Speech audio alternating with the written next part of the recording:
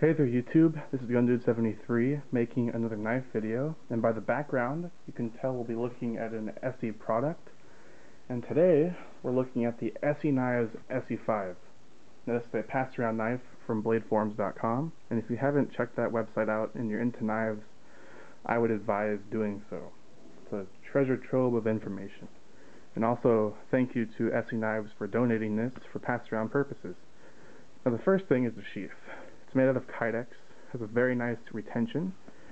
You can see here it has a licensed Blind Horse Knives adjustable tension screw, so you can adjust the tension to lower or higher depending on your preference. It's very nice. It has a lot of grommets for tech lock or paracord carry on your belt. You could also buy molly locks and put them on here and carry on your gear if you so desire. It has a water drain hole at the tip here, which is very nice. And onto the knife itself, we can see that standard ESEE5 we're talking here.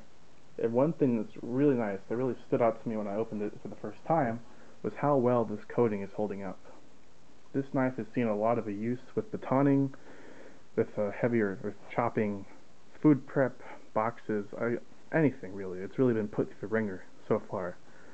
Personally, I batoned with it. I hacked at some wood with it, and it did a great job. I was really surprised. The only real wear here, besides smoothing of the coating, is there's a little bit of wear here at the edge. And there's also some of the saber grind here on both sides. But really, I'm impressed so far with this bad boy. Like I just mentioned, it's saber ground, which is great because it's so thick. It's a 1/4 inch thick.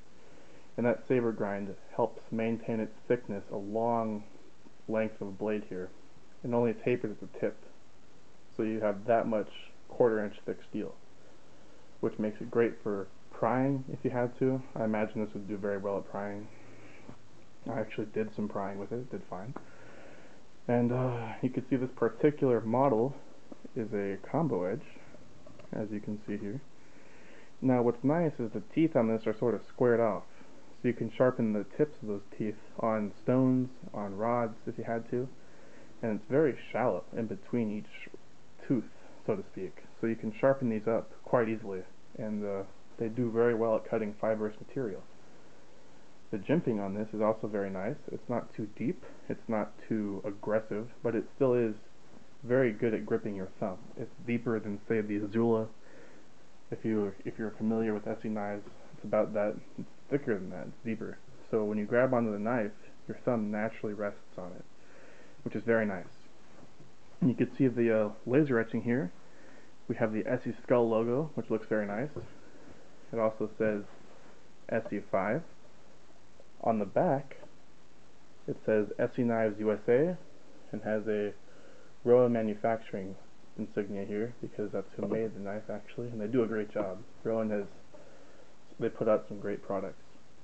It also has the ESEE Knives square logo laser etched onto the micarta.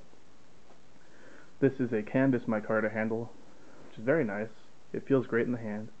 And another thing this particular knife has is a fire bow drill pivot right here.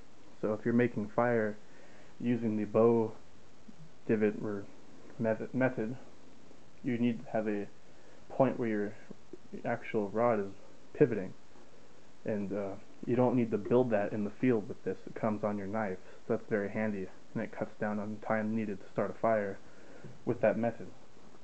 It also has a very nice large lanyard hole here with a serial number 2776, and it has a sharpened glass breaker pommel on there, and it's advertised as sharpened. You're not going to cut yourself on it. It's really just an acute tip on the very end to break glass if you had to in a survival situation.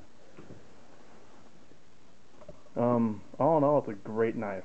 I really do recommend it for urban survival. If there is an earthquake or some sort of natural disaster and you needed to pry, break, hack, this would be a great tool to have. And let's get on to some size comparisons here. We have the ESEE5. Now, other ESEE products I have laying around here. I have an ESEE3, the Rat Pack version. Slightly smaller, as you can see, lengthwise, but the main difference on these two models is blade stock thickness.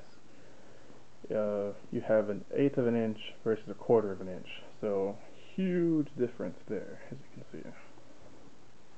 see. Another knife I have from ESEE is the Azula neck knife, and you can also see here how much thicker the 5 is than the little Azula.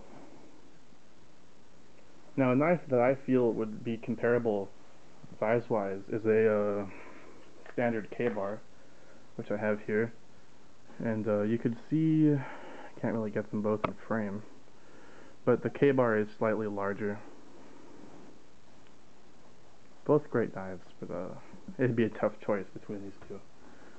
So it's just a hair smaller lengthwise than the standard K-bar, but the standard K-bar is much thinner, as you can see. The 5 still beats it out in thickness, and I think the handle feels a bit better on the 5. Still very great knives. So if you're looking for a great hard-use, heavy-duty fixed blade, I would look no further than the ESEE Knives ESEE 5 fixed blade knife. That's the end of the review. Have a great day, and thanks for watching.